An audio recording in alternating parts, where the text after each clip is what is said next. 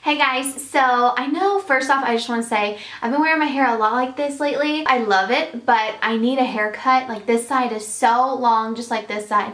And I really need a haircut, and I like the fact that I have some of it back.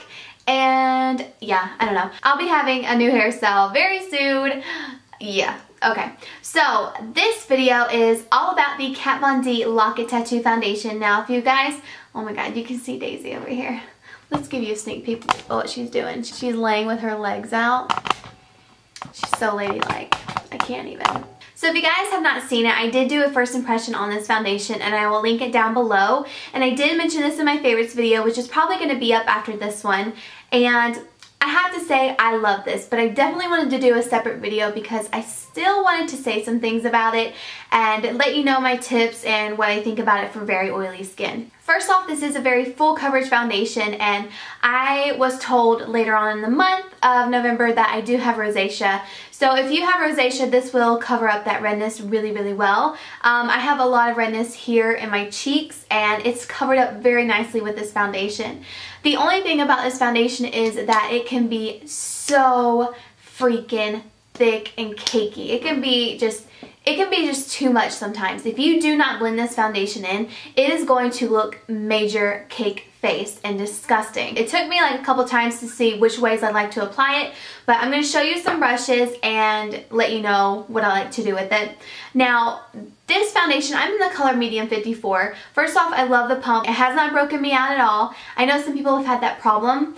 But the one thing I will say, if you have very oily skin like I do, you will definitely have to blot and powder with this thing.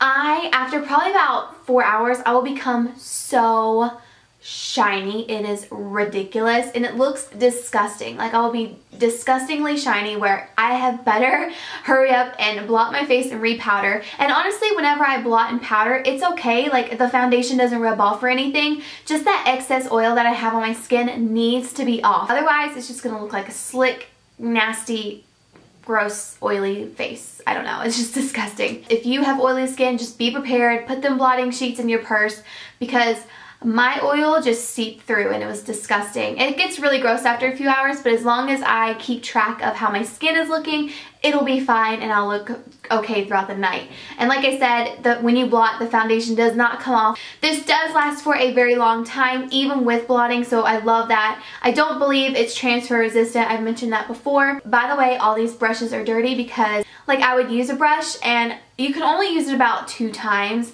and then you have to wash it before using it with this foundation again because it's so thick that these bristles will stick together. You can't really blend it out nicely, so I just kept using different brushes, and I figured out different brushes that I like to use with it.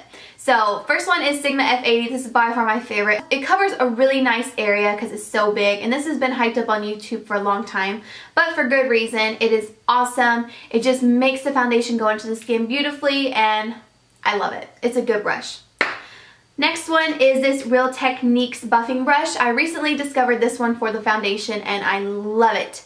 It blends the foundation in amazingly as well. Actually, all these brushes do, so I'm just going to kind of take you through what the names are.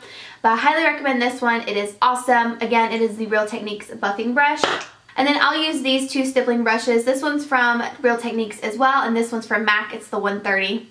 The Real Technique one is just a lot bigger than the MAC one, but I love both of them. I think they work very, very well. For blotting, I like to use the Maybelline Dream Matte powder. That is by far my favorite powder to blot with. Of course, you want to take like a tissue or blotting paper and get that oil off of your skin, or else you're just going to put powder on top and it's going to get even worse throughout the day. So take that blotting paper, blot off that excess oil, and then you can repowder if you feel the need to. I always repowder because I'm an oily mess.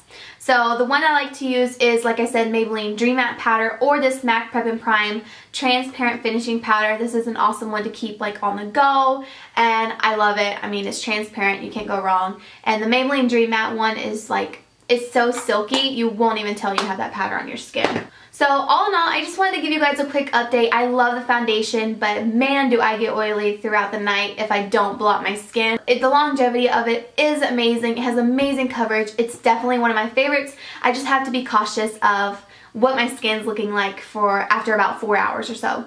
So this is about $36. I hope you guys enjoyed the F.I.F I did on it and also this update. I figured I would give you an update and kind of give you some tips and let you know the brushes that I really liked to use with it. So yeah, I hope you guys enjoyed this video. Thank you so much for watching, and I will see you guys in my next video.